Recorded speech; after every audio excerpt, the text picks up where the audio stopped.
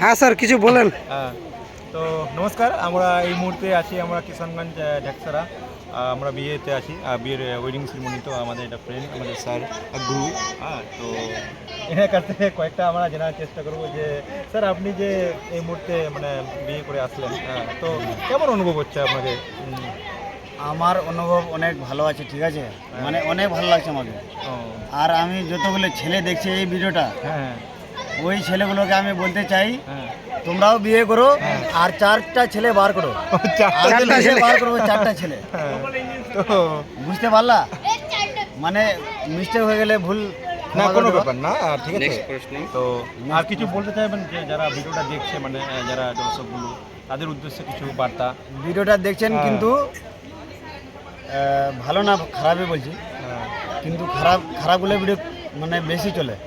তো তোমরা ভিডিওটা দেখো, লাইক করবে না, কমেন্ট করবে না, কিছুই করবে না, শুধু দেখবা খালি, কথাগুলো শুনবা। তো কথাগুলো শুনবা খালি। আপনার এজ কত বর্তমানে? যে আপনি আমার এজ হয়ে গেল 25। হ্যাঁ। আবার তো আপনি কি করেন প্রফেশনাল? আপনার প্রফেশনাল কি? আমি আগে তো ডান্স করতাম, মানে ডান্স টিচার ছিলাম আমি আগে। তো এখন তো ছেড়ে দিয়েছি ওগুলা। এখন মানে ওই বিজি বিভাগে কাজ করি। ও বাহ, খুব সুন্দর। তো আপনার কথা আমি শুনে ভালো লাগলো। আর দর্শক যারা দেখছেন, দেখেন আমাদের স্যার অলরেডি ইনি একটা জব হোল্ডার, অলরেডি এক জায়গায় কাজ করেন। তো ইনার উদ্দেশ্যে বলছি, তো এই কম বয়সে উনি বিয়ে করলেন, ওনার দাম্পত্য জীবন সুখের হোক, এটাই আমরা আশা করি, কামনা করি।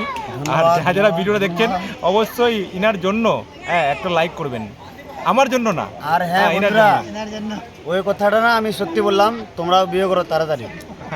Thank you. কারণ কি এই জীবনটা কতদিন আমরা বাঁচে থাকবো সেটা আমরা জানি না, তার জন্য তাড়াতাড়ি বিয়ে করো। চলো ঠিক আছে, ঠিক আছে তাহলে ঠিক আছে, তাহলে ঠিক আছে, আমরা যাই। আমরা এখন আপাতত এখান থেকে নেবো, বিদায় নেবো। আর ধন্যবাদ। ধন্যবাদ। আপনার বিয়েতে আসলা তাড়াতাড়ি। আপনার মতলব ধন্যবাদ। আমার বিয়েতে